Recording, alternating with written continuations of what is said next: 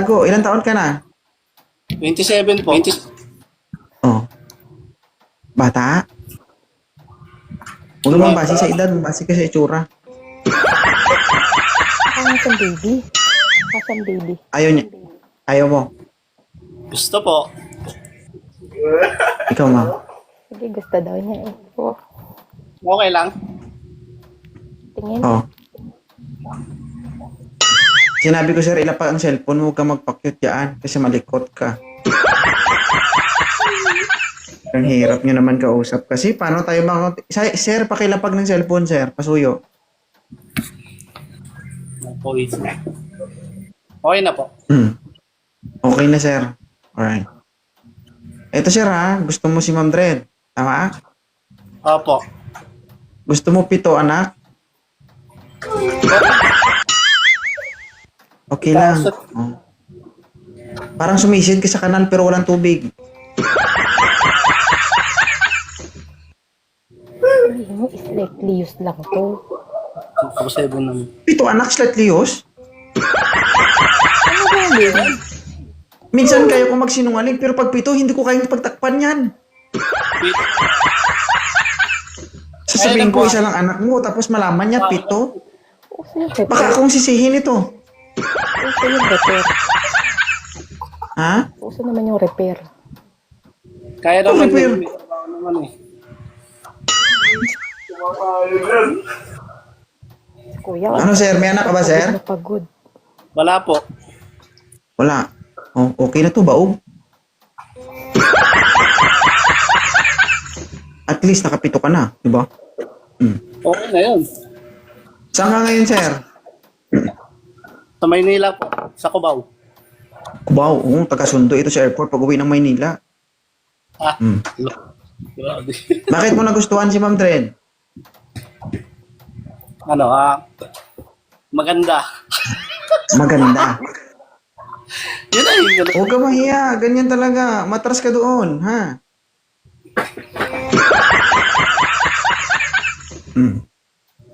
Ano, Ma'am Dred? May tanong ka sa kanya? May iliwanag pa yan, yung ilaw mo dyan. Wala naman, may nasa taas oh. Kaya kasi ako umakyat dito. Para may ka-video call ako mamaya. Gusto ko kitang-kita. Ay mamaya, pwede lang gawa ng paraan. Ay, kasi yun hindi. Ayan mo. Hindi mo magawa ng paraan eh. Paano paraan niya? Ito, flashlight to. Malinaw. Itutok mo nga. Itutok mo nga sa mukha mo. Nasaan yung ulo dyan? Mamaya, sa baba.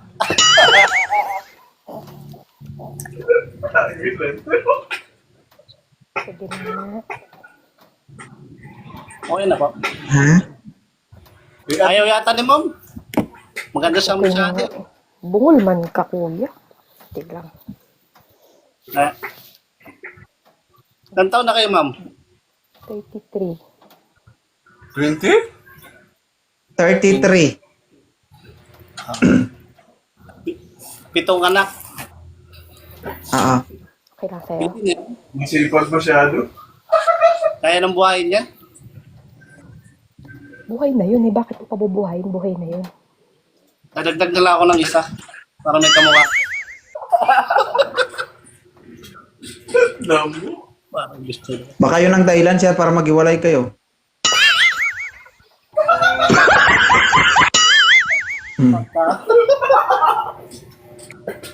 Mag-aanak kayo, sir. Huwag mong, dapat magmana kay Dred, ha?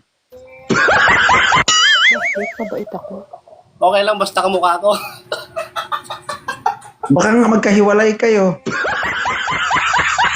Mamaya mo, pagkamukha mo, maghiwalay na lang kayo. Ay, joke lang. Ma'am, okay lang si sir, ma'am. Na-point na. So, okay lang siya makakita ka ng turo na sunog. Tunog ba? Tunog talaga? Kagabi lang siya. Tanungin mo siya. Pero sa umaga. Ha? Bagay. Bagay yan. Sa gabi, sunog. Sa umaga, hilaw. Kuya, ang daming kaano. Busy kasi sila. Ano, trabaho ka muna. Ganun siya. Waiting ka lang. Trabaho ko daw muna.